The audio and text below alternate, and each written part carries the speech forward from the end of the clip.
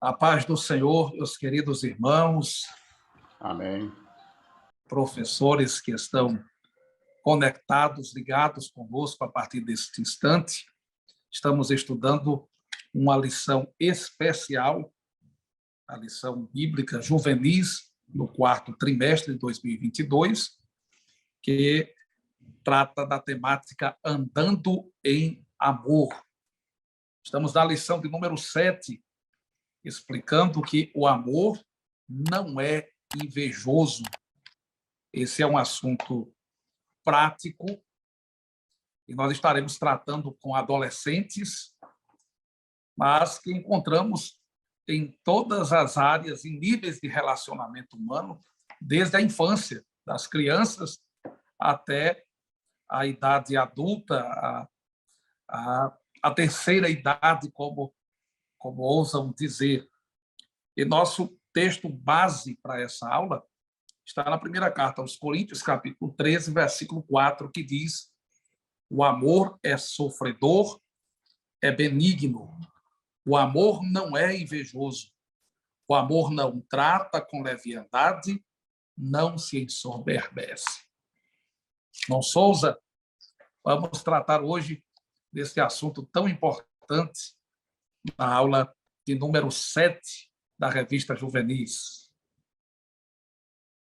Com certeza, estamos hoje com essa lição número 7, com a temática O Amor Não é Invejoso. Então, desde já, em nome do podcast, queremos saudar aí a todos os irmãos, os pastores, obreiros, né?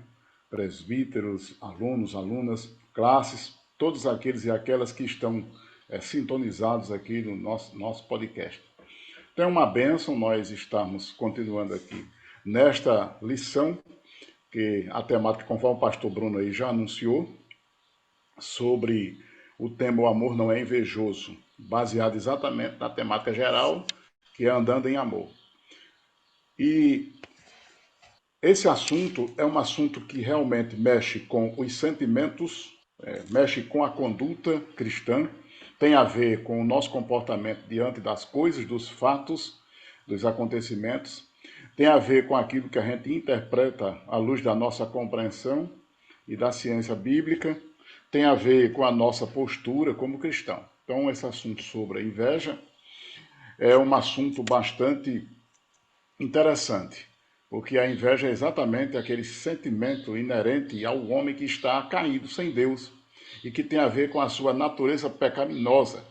E é exatamente uma das obras da carne que o apóstolo Paulo, quando escreve aos Gálatas, ele elenca, ele cita, ele faz uma enumeração de várias obras e abrange a mente e, consequentemente, contamina todo o ser humano. As pessoas que são tomadas pela inveja, realmente, diante da vida espiritual, elas se tornam pequenas, elas se tornam bastante pequenas diante da grandeza daquilo que poderia ser a excelência da vida. Então, a inveja, ela é aquele sentimento que está dentro do homem, que se distanciou de Deus. E nós, como cristãos, temos a missão de, como professores, passar esta lição para os nossos alunos. Não somente repassar essa lição, mas nós, como professores da escola, e como alunos e como cristãos, temos que estar exatamente imune a esse pecado, a esse sentimento que é do próprio homem caído, é da natureza pecaminosa e que a nossa mente jamais pode se contaminar. Então, a nossa mente cristã tem que estar centrada exatamente na excelência de Cristo, na mensagem teológica, na referência bíblica e entendermos que a inveja jamais ela pode ser uma conduta de uma pessoa que não somente se diz cristã, mas que pratica a fé cristã. Jamais a inveja deverá ocupar esse espaço. Se por acaso chegar a ocupar esse espaço, é hora de nos voltarmos para Deus, nos arrependermos. Então, o professor da escola ele tem essa missão de mostrar aos seus alunos quais são os malefícios, as consequências da inveja, que é exatamente esse assunto que é da nossa lição de hoje.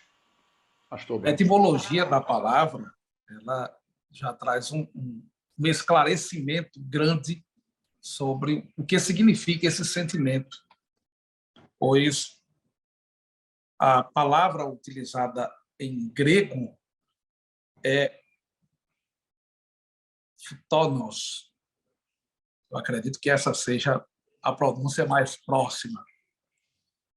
E designa um deus da mitologia para representar a inveja e o ciúme. Mas a palavra, no latim, invidia, tem um significado mais profundo, pois identifica ter desprazer na felicidade do outro. O invejoso pensa: se eu não posso ter, ninguém o terá.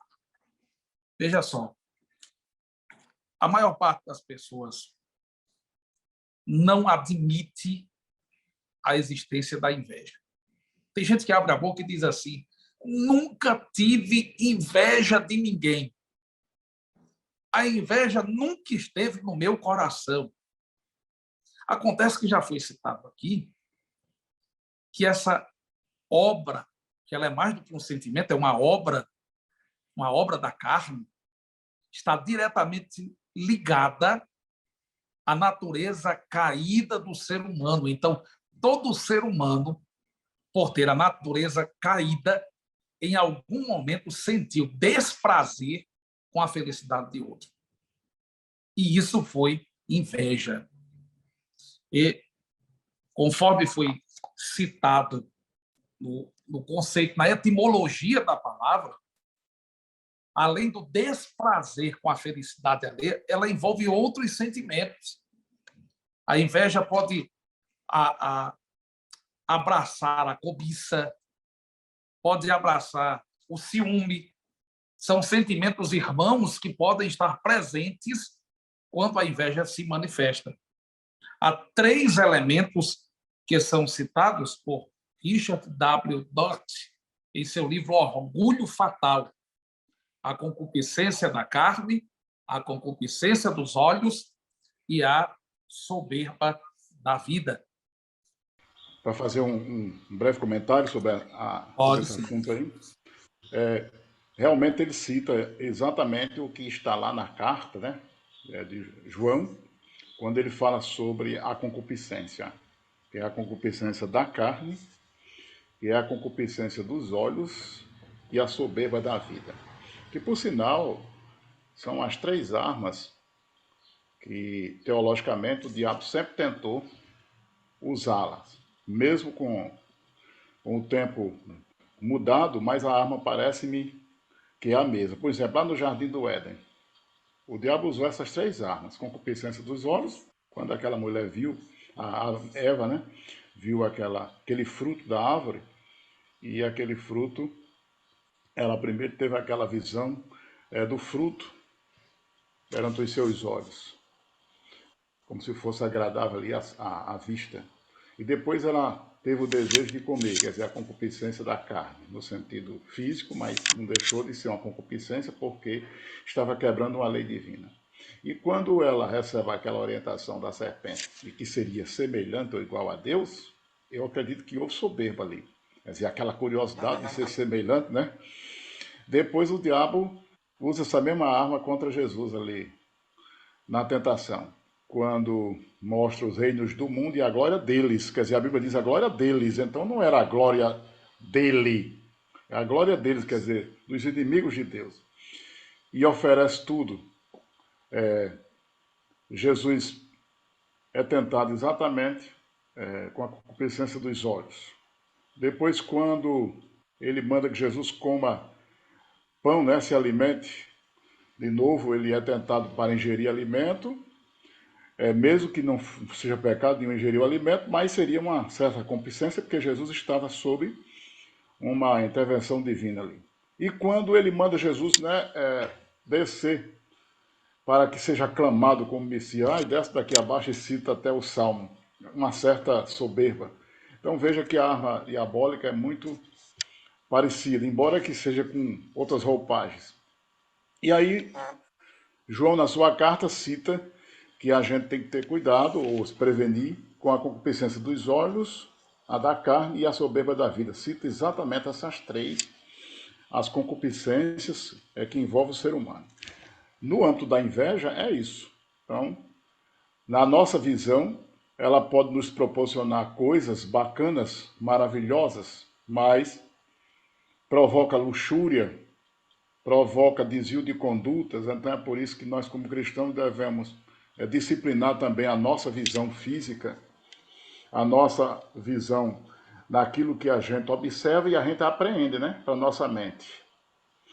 A da carne é porque exatamente nossos desejos, que muitas vezes até estão reprimidos, e a gente tem que pedir a Deus um autocontrole. Claro que Deus também, né? Produz cobiças, ódios, rivalidades invejosas, né? Exato. A E a soberba da concupiscência vida dos olhos entra surge. exatamente, né? Essa arrogância do ser É humano verdade. sobre isso. Então, Surge os a elementos da luxúria, a inveja, cobiça e as práticas malignas. e são Enquanto a elementos da soberba da inveja, vida traz arrogância, né? uma Da salada, justiça termina própria, numa o desejo arrogância, de poder. prepotência. É verdade. Então, basicamente, esses elementos aí, então, a gente tem um desafio. Então, teu para mim que foi Jó, quando disse, não porei coisa má diante dos meus olhos. Então, nós temos a disciplina daquilo que a gente tem que ver ou olhar. Até no mundo moderno, né, pastor? Hoje a gente está diante de desafios, redes sociais, onde é livre para a gente escolher o que a gente quiser. E o senhor faz uma Aquilo que... colocação bem interessante, viu, irmão Souza? Porque a propaganda, a arte da propaganda, ela serve para despertar a cobiça e também a inveja. Apresenta um estilo de vida, um determinado produto que você não precisa, E mas termina passa a sendo desejar, a seduzido. anelar e a sentir infelicidade quando alguém próximo a você tem e você não tem. Um certo pastor aqui ensinava, e é verdade. Ele dizia: olha, chorar com os que choram é fácil. Porque aí você está naquele sentimento e você entra naquela correnteza. Agora, se alegrar com os que se alegram, aí é outro viés. E eu achei interessante isso. Ele diz, porque o invejoso, ele pode até chorar com os que choram. E eu achei interessante essa colocação. Eu digo, rapaz, tem lógica teológica e é até uma, assim, o invejoso, ele chora com os que choram. Mas na hora de se alegrar com os que se alegram, ele vai Eu ter sempre motivo. faço questão de colocar essa passagem bíblica, né, de Romanos 12, dizendo da seguinte forma: quando você chora com quem chora, você está numa posição superior, atendendo a quem está numa condição inferior. A pessoa que está chorando, ela está por baixo e você está por cima. Mas quando você se alegra com quem se alegra, esses polos se invertem. Você está numa condição inferior, participando da alegria de quem recebeu o que De você outros. não recebeu. E o Então, o invejoso invejoso, ele tem não dificuldade. consegue praticar isso. Eu achei bem interessante essa colocação, sabe? Porque eu digo verdade.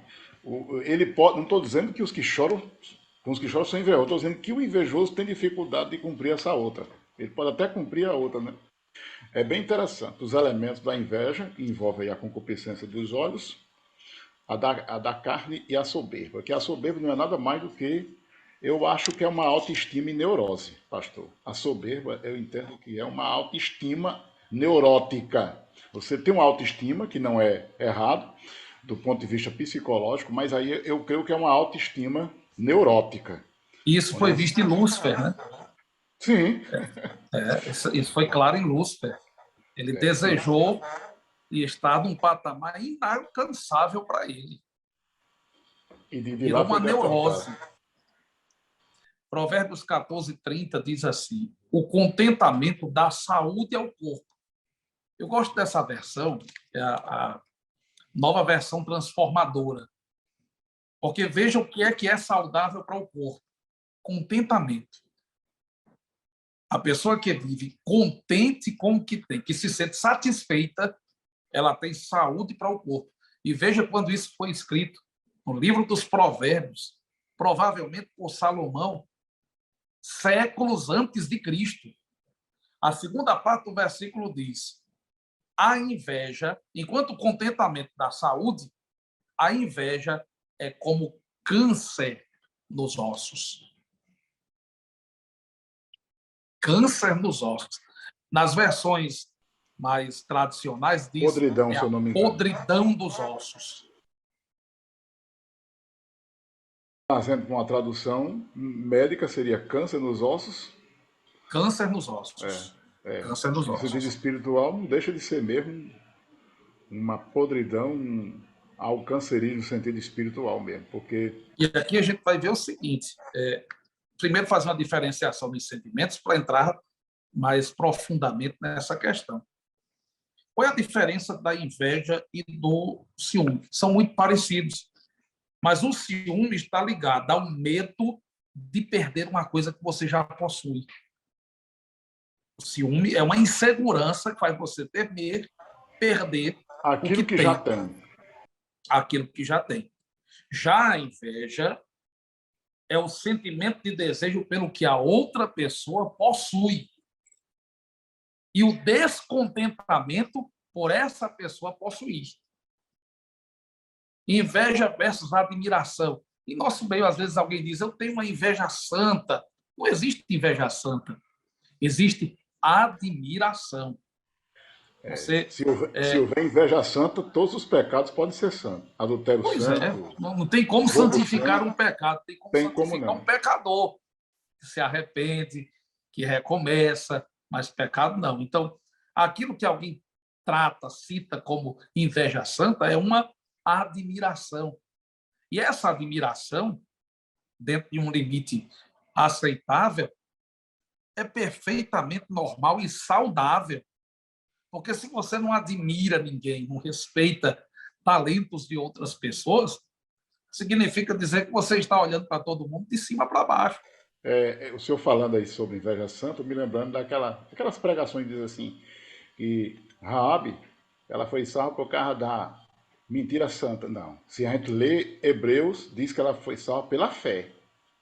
Ali foi outra coisa, mas foi a fé na vida dela. Então, a gente gosta muito de dar uma hermenêutica aos textos. Pois é, que não existe, né? Porque se for assim, existe a mentira santa mesmo. Aí a gente diz, não, joga uma mentira santa aí, mas ela foi salva pela fé. Aí já foram outras. Se ela usou alguns viés que não foram adequados, mas o que salvou foi a fé. E outra coisa, irmão Souza, em nenhum momento, quando a Bíblia aprova os antigos, que nós chamamos de heróis da fé, por suas práticas corretas, em nenhum momento a palavra de Deus exalta os seus pecados. Exato. Eles foram salvos por outro viés, mas exatamente. Na verdade, que eles usaram, a demonstração das falhas deles é prova de que a Bíblia não é um livro mitológico. Foi colocado ali um personagem real, com fraquezas, mas que se destacou por outras virtudes, em especial, uma fé totalmente dependente de Deus. Inveja e cobiça, qual é a diferença? O cobiçoso deseja o que é de outra pessoa, mas ele não demonstra a necessidade de destruir a felicidade alheia. Veja, é muito importante entender isso aqui. Eu me lembro de um filme que é um clássico, que é O Conde de Monte Cristo. Pronto, é um clássico aquele filme. E no final do filme, o vilão, que estava totalmente já derrotado na ruína, ele explica o grande motivo da sua fúria. E o grande ódio dele era ver o personagem principal, Edmond Dantès, em uma condição superior à dele. A infelicidade dele não era ter, era ver o outro tendo também. Então, há uma grande diferença entre o invejoso e o cobiçoso. O cobiçoso quer ter o que o outro tem, mas o invejoso não se contenta com isso. Ele quer ver a destruição da felicidade alheia, do objeto da inveja dele. E aqui estão os perigos da inveja. Porque o invejoso, nós já citamos, sutilmente, esse sentimento toma conta dele, ele não percebe. Ele acha que está no direito dele, que é justiça. É justo ele ter mais, ele ter o que o outro não tem, e ver o outro num patamar de inferioridade. Como nós estamos tratando com adolescentes, é muito comum, irmão Souza, haver rivalidades entre adolescentes pela questão estética. Por exemplo, aparece na sala entre as moças, entre as meninas, aparece às vezes na sala de aula uma que se destaca pela beleza. Então, esse estereótipo é utilizado para buscar uma espécie de destruição da sua felicidade. Por quê? Porque alguém que tem um complexo de inferioridade acha que aquela pessoa não é digna de coisa alguma, porque já nasceu privilegiada esteticamente. Às vezes isso acontece também em relação a recursos financeiros. O colega que tem uma família abastada e se veste melhor, e tem roupas melhores, um perfume que se destaca, isso começa a chamar a atenção de uma forma que ele é marcado entre os meninos, ele é marcado por causa disso. E em nosso meio, entre cristãos, isso não pode ser admitido. Mas isso às vezes acontece em conjuntos da igreja, isso acontece na sala da escola dominical, isso acontece até na organização de eventos. E identificado o problema, ele precisa ser tratado, porque a inveja ela faz sofrer muito mais quem tem do que quem é atingido por seus males. E a gente vai ver isso agora, no segundo tópico da lição, nos perigos da inveja. Jesus e os religiosos judeus, Caim e Abel, José e seus irmãos. Pronto, Pode citar, irmão Souza.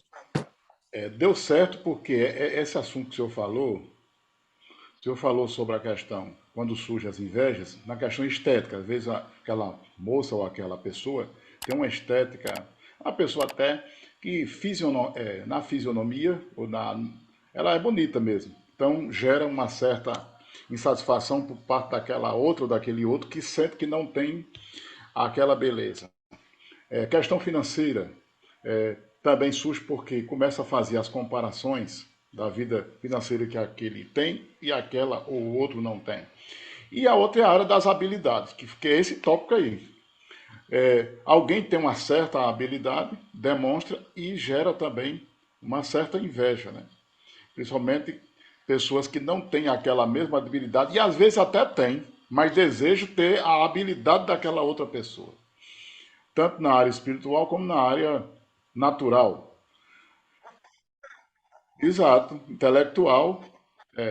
Então gera. Então esse tópico aí, nós temos aí algumas áreas que envolvem as habilidades, nesse caso, de adorador, né, espirituais, porque o motivo de Caim ter matado a seu irmão foi exatamente a maneira como ele adorou a Deus, oferecendo a sua vida e a sua vida de adoração. Lógico que a Bíblia diz que Caim o matou porque as suas obras eram malignas, eram do mal. Quer dizer, Caim já era maligno, já era do mal. Mas por que do mal? Porque estava exatamente tomado por esse sentimento faccioso. Eu, pelo menos particularmente, não acredito que tenha sido por causa do tipo da oferta. Eu acredito que foi por causa da característica do ofertante. Até porque se fosse pelo tipo da oferta, se fosse assim, Moisés não teria, né, disciplinado aquelas ofertas de cereais. Que alguém até diz assim, não, mas é porque Abel ofereceu uma de animal e ele de cereais. Eu não creio que tenha sido por causa disso. A Bíblia Não, e o texto diz claramente que atentou Deus para Abel, primeiro Abel, e depois para a sua oferta. Então E Deus lá na olhou carta de primeiro João diz que Caim era do maligno do e as maligno. suas obras eram más. Não tem a ver com a oferta. Deus só viu a oferta depois, mas só viu a oferta depois por causa do adorador. Então isso significa que ele atentou para o adorador e depois para o que foi que ele ofereceu. Aí já está em segundo plano. Então, importa como nós adoramos a Deus, é a nossa vida, a nossa conduta. Aí define nossas ações. Agora, Caim teve inveja do relacionamento de Abel com Deus, mas não queria pagar o preço para viver o mesmo relacionamento. Que é exatamente o que acontece com muitos hoje. Às vezes tem a inveja do outro, mas deveria transformar, aliás, se libertar daquilo e ter uma vida devocional com Deus. Os Nesse tópico, religiosos judeus experimentaram uma inveja em relação à autoridade e poder espiritual de Jesus. para eles foi assim como uma espécie de tapa ou algo, porque uns homens daquele que eram portadores, ou pelo menos se consideravam, né, portadores da lei, se consideravam intérpretes da lei, se consideravam os homens da hermenêutica da lei daquele período, e eram também umas espécies de autoridades religiosas, e no entanto eles veem o povo escutando aquele homem, isso despertou neles inveja, sim, porque onde estaria a autoridade daqueles que tanto falavam sobre a lei? E aparece aquele homem estranho para eles, como se fosse um estranho no ninho, quando as pessoas o seguiam. E a Bíblia é clara, né? Que diz que eles por inveja, eles intentaram, porque havia inveja sim. Inveja. A Bíblia é clara, diz que eles eram invejosos. Esse tema aí que o senhor tocou, que faz parte aí da lição. Jesus e os religiosos judeus. Irmão Souza, às vezes a gente vê isso também entre, entre pessoas que exercem ministério. Por exemplo, começa a ver um colega se destacar pregando, ao invés de se alegrar nisso, aí começa a procurar os defeitos da sua ministração, mesmo quando eles não se apresentam de forma tão clara. E talvez Então, até aquela pessoa tenha aquele defeito mesmo. Mas ele sim, usa os é verdade. defeitos para. Mas o que move a crítica não é a vontade de aperfeiçoar o irmão, é a vontade de destruir a sua, a sua aparição repentina, o seu espaço. É aí onde mora a inveja. Não é só Pastor, a falta do contentamento, é a vontade de infelizmente destruir o existe isso. outro. E E isso infelizmente acontece. existe. Isso acontece. Às vezes tem gente que não consegue fazer um elogio a ninguém. Tem pessoas que elas não conseguem fazer um elogio a ninguém. O irmão trouxe uma ministração, ele se sente ameaçado. Ele não consegue dizer, por exemplo, domingo nós tivemos aqui um culto da família maravilhoso. O irmão Luizinho pregou uma mensagem extraordinária. Aí ele se sente ameaçado. Mas o invejoso não é capaz de dizer isso. Diz Ele não que é capaz de nada. dizer Deve parabéns, que dizer, mensagem, Deus já falou disse que comigo. afrontou, que disse alguma coisa que é Exatamente. Ele vai incrível. identificar alguma coisa ali para tentar desmanchar e ficar num patamar de superioridade. E Jesus experimentou isso, a inveja das autoridades judaicas, porque se sentiram não só ameaçadas, porque se fosse só uma questão de se sentir ameaçada, seria o ciúme, mas eles queriam a destruição, eles não queriam que Jesus estivesse ali. Por quê? Porque Jesus era um destaque superior a todos eles.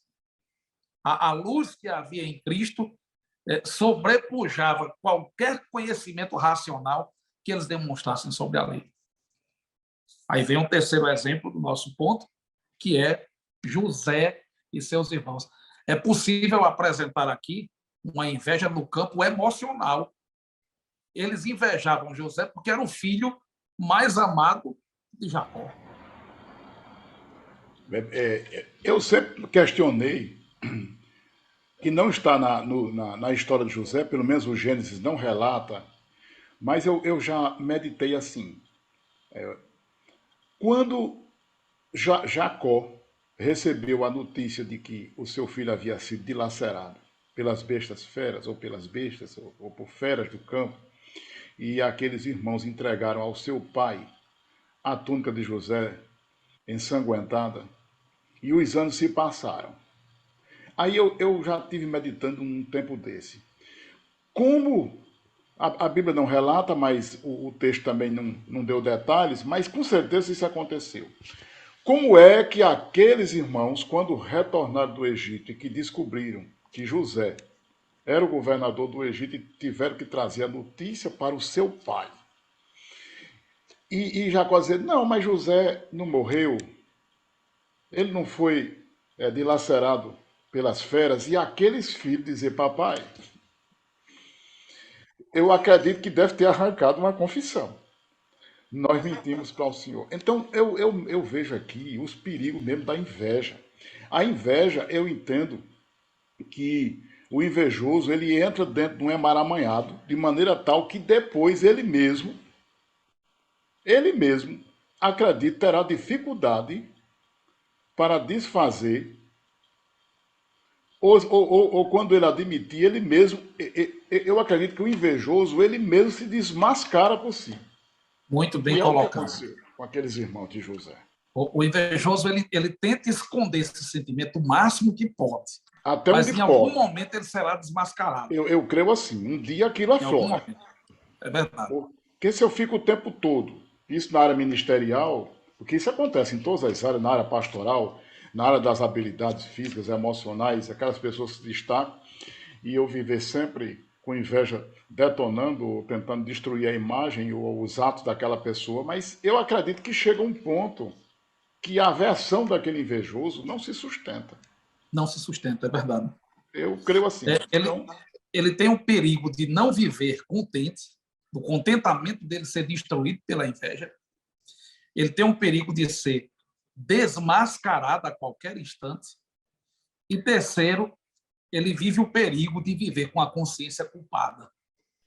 por isso Porque que quando José, o José exemplo de começou a Saul, né? provar, O exemplo de Saul, quando Davi tinha Saul em suas mãos e não o matava, parece que um sentimento de culpa tomava conta dele.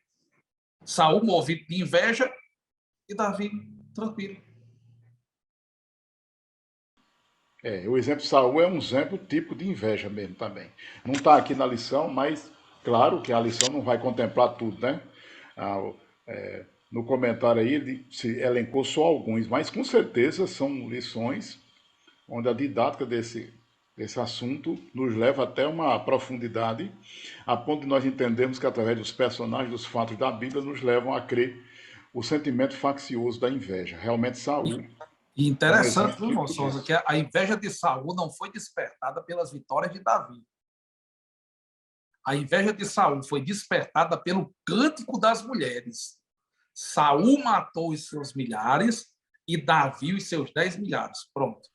Depois Interessante desse que dia, foi bem interessante essa colocação, como é que um benefício maior o camarada trocou por uma coisa menor.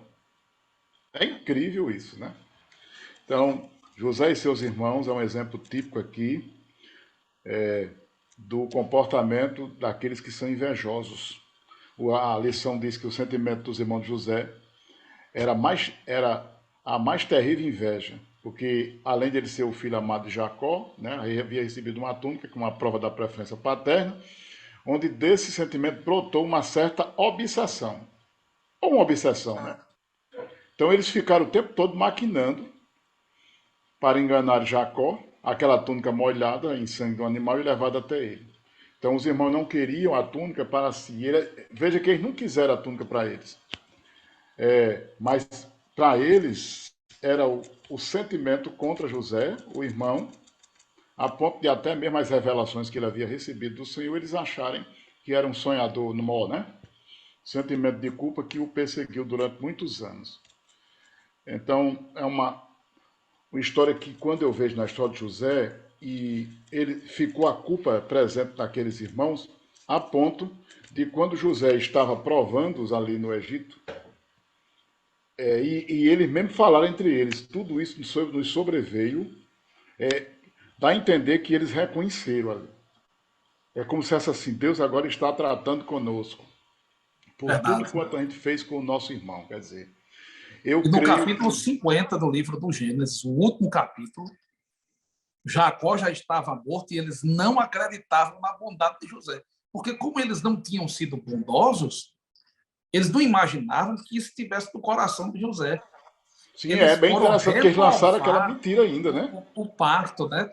Chegaram diante de José, nosso pai está morto, nossa vida está nas mãos do Senhor. E José disse: vocês, na verdade, fizeram mal, mas Deus transformou o mal em bem para que eu pudesse sustentar a vida de vocês. Eu vi Eles um ainda não desenho, acreditavam no perdão e na bondade de José. eu vi um desenho animado, Claro que o desenho animado ele não retrata a Bíblia, mas tem lá a parte quando José recebe os irmãos. E nesse desenho animado, lógico que isso não é bíblico, mas revela um lado pecaminoso do ser humano. E, segundo esse desenho animado, aí José havia dito a esses seus empregados lá, que eram os irmãos, né? Aí um deles disse, ah, José, chegou a sua hora, agora você está com o poder na mão e você agora vai se vingar. Aí quando José diz, não, né, calma. Então, José, mesmo com o poder, o que eu acho interessante na vida de José é que ele tinha todas as ferramentas para destruir os seus irmãos. Ele tinha. Mas veja que José nem isso revidou porque ele poderia se vingar, sabendo da inveja de seus irmãos. E o que eu acho interessante ali é que mesmo José sendo objeto de escárnio e de zombaria dos seus irmãos quando era jovem, mas ele não usou o poder que tinha, ou que possuía, para destruir os irmãos. Então, o coração de José realmente era de um homem voltado para Deus, porque o poder, ele era só dar uma ordem ali. Vocês são espiões, pode Verdade. matá-los. E Acabou. entra aqui a nossa tese de que quem sofre mais com a inveja é o invejoso, não o invejado. É, pela história de José e pelo ensino da Bíblia, sim, né? Porque o invejoso aí ficou numa situação difícil, né? O invejoso sempre sofre mais do que o invejado. Ele Talvez porque procura produzir sofrimento para o invejado, mas eu quem tenho para mim que sofre, ele na não verdade, é admite. ele. Eu acho que no inconsciente ele não admite, não. Porque há aquele sentimento de soberba, né? Verdade. Eu Porque ele comparo com uma... transfere a culpa da sua infelicidade para outra pessoa. Eu sempre digo e repito, enquanto eu achar que eu erro porque outras pessoas erraram fazendo eu errar, eu não acho que mude nunca. Porque se eu sempre entendo que eu errei porque alguém provocou em mim o erro, como é que eu vou mudar? Pois é, não tem É, crescimento. tem não. Como lidar com a inveja? Primeiro, reconheça o sentimento. Se na hora em que alguém está sendo aplaudido, está sendo elogiado, reconhecido, o seu semblante fecha, o seu coração começa a rejeitar o que está acontecendo ali, e você começa a sentir raiva sem explicação, nasceu a inveja. E ela tem que ser tratada imediatamente.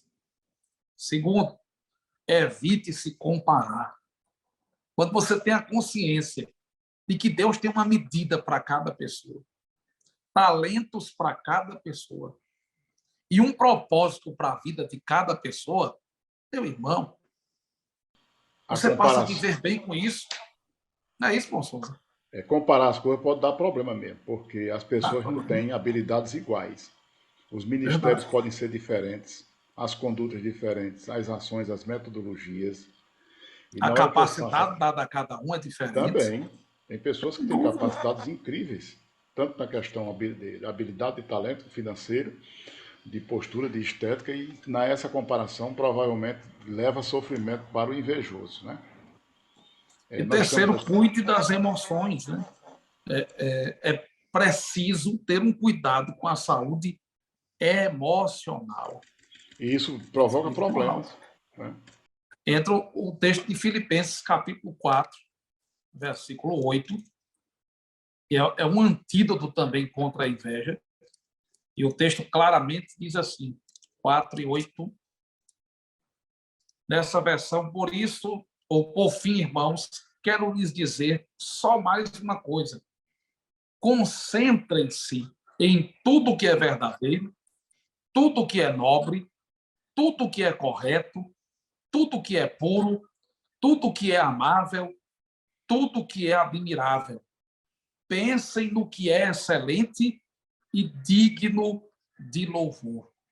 Em outras versões diz assim, seja isso que ocupe o vosso pensamento. Aí abrange as áreas todas, né? Da Todas as emoção, do áreas. sentimento, da conduta, dos relacionamentos, da forma de pensar, de agir, de ver, de compreender. Esse versículo aí que foi lido. Bem É interessante. tremendo. E, por É uma fim, vacina. o verdadeiro antídoto contra a inveja, o amor. O amor é o verdadeiro antídoto. O amor deseja o bem. O amor não é fingido. Não é fingido. E o amor é perfeito. É mais do que um sentimento. Amar é uma decisão. Aqui, Que é fruto do Espírito, né? o amor deseja o bem, isso que o senhor leu agora, né, e comentou. Não é fingido, é perfeito. 3 características fundamentais aí que formam, né, essa corrente, o elo do amor. Então, o amor deseja sempre o bem do outro, então já destrói qualquer sentimento que alguém possa ter para a destruição do próximo. Não é fingido, quer dizer, não pode viver um amor de hipocrisia, não é aquele amor simulado, né? E ao mesmo tempo é perfeito porque ele é eterno e é pessoal e Deus em nós, né? Bem interessante. Temos uma missão aí para os professores repassarem para os seus alunos o quanto é proveitoso viver a prática do amor como o antídoto, né? Contra a E inveja. interessante, né? Porque Paulo está tratando do problema da igreja de Corinto, que era uma igreja cheia de divisões, de dissensões, de disputas, e ele apresenta a inveja como um problema, ou um dos fatores motivadores daquela confusão. Então, quando Paulo apresenta o amor, e o amor como um antídoto, ele diz no capítulo 3, versículo 4, o amor não é invejoso. O grande antídoto para vencer a inveja é o amor. O amor gera empatia, você aprende a se colocar no lugar do outro. O amor gera paciência, você passa a ter mais graça para suportar o defeito alheio.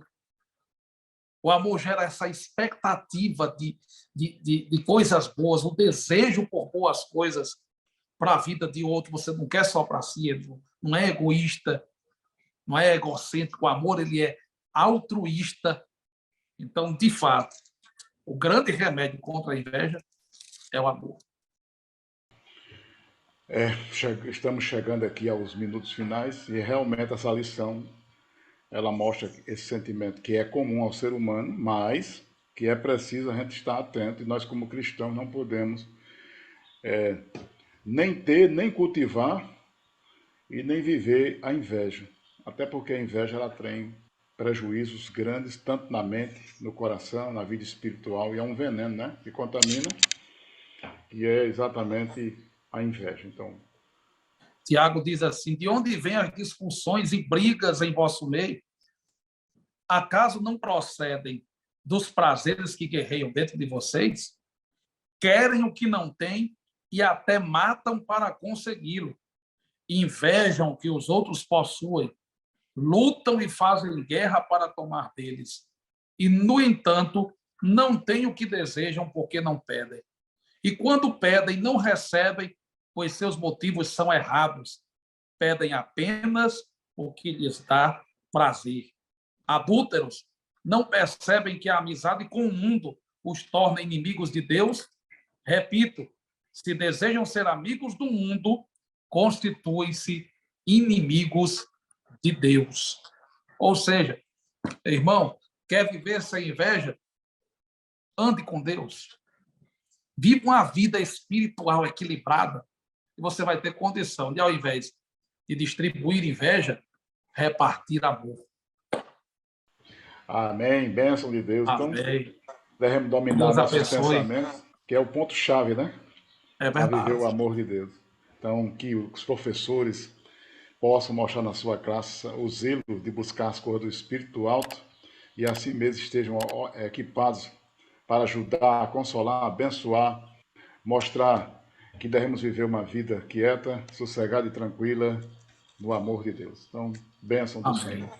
Vamos orar ao Senhor, orar pelos professores e pelos alunos que vão assistir essa aula.